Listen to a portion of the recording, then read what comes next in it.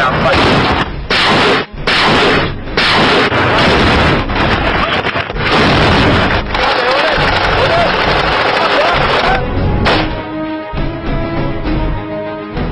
حشد الشعبي فرقة العباس القتالية.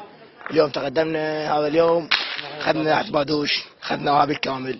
احنا فرقة العباس القتالية فرقة 15 73 فوج الثالث.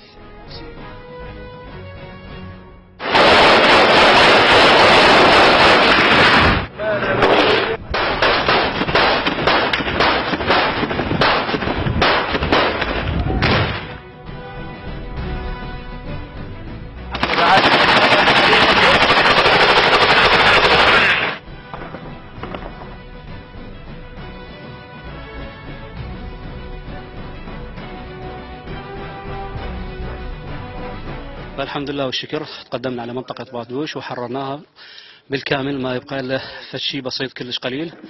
فنحمد الله ونشكره، اللي قتلنا من عندهم واللي انهزم، والحمد لله احنا الآن على مشارف نهايتها كلش، يعني ما بقى إلا فشي كلش قليل.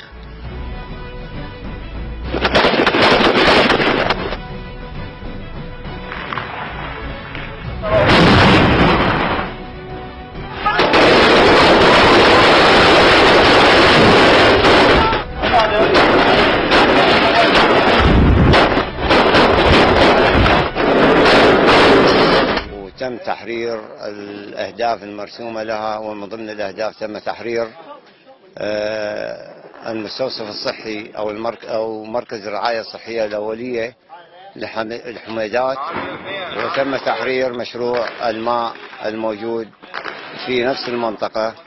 وإن شاء الله احنا كلنا عزيمة وإصرار على تحرير باقي قضاء بادوش بأكمله.